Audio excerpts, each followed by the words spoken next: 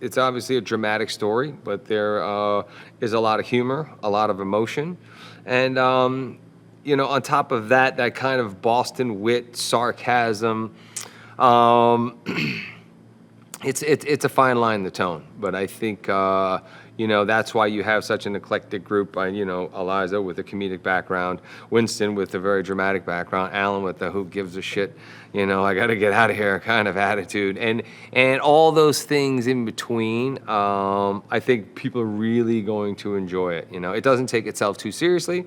Yet it's a pretty serious story, and I think it's something that people can relate to because obviously with everything that's going on in the world today, with police and corruption and people being innocent people being wronged. I think it's something that people are going to really enjoy and characters that people will root for. Well, the fact that we know each other's strengths, weaknesses, we're so close. We bring the best out of each other. We're like brothers. God, he's a special and unique individual, that Peter Berg. I'll tell you that. Susy and Spenser have a torrid history. They're the kind of couple, everybody knows a couple like Susy and Spenser, like where they love hard and they break up like every other week.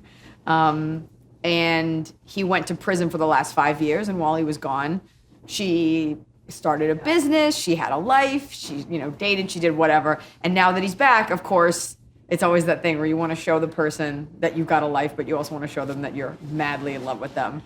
Working with Pete Berg is super cool. It's a roller coaster ride. He is run and gun. He's got his vision, but like sometimes I don't even know where the camera was, and he's like, just go with it. He was so open to anything I wanted to bring to Susy. He let me write some dialogue. He let me improvise. Like, he really made it clear that, like, I was hired because of my comedic abilities. Like, you could get any blonde girl to play that. And so he really just allowed me to embody this character the way I wanted to.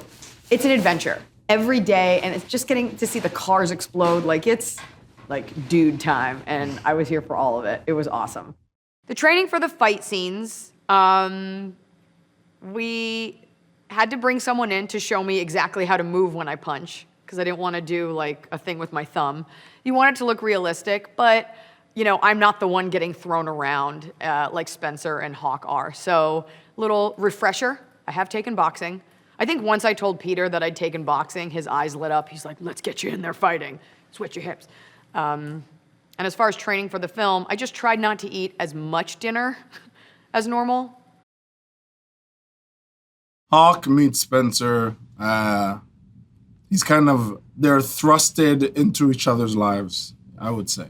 They're thrusted into each other's lives by Henry. And they're, strange bedfellows, you could say. They share a room, and they're unlikely friendship that, they would never pursue in any other circumstance. But that's what makes the story so great, is that these two people who would never usually be friends in the outside world now become the best of friends and each other's support system in a world where both of them have nothing. Working with Peter is, really great. He's very improvisational. If he finds something in the moment that communicates and delivers the best scene, he'll go for that. So he likes bold choices. He likes real moments, and he communicates that. And I feel like that's always his goal, is to get the best, most real, impactful moment out of a situation and out of the actors and out of the entire script. So it's been a pleasure.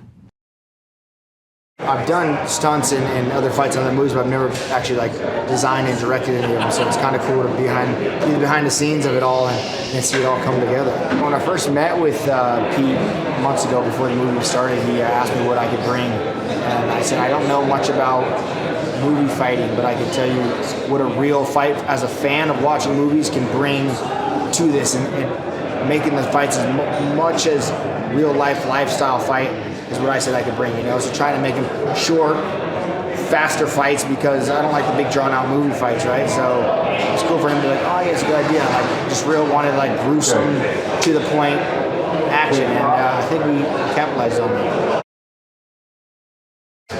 Me and Mark are in jail, and I come to the table and bring my boys with me, and we just try to kick his ass, but then it doesn't turn out so good for us. Pete's the best. Pete has a lot of energy. Pete has a lot of ideas and a great vision, and I'm super honored to be a part of his movie.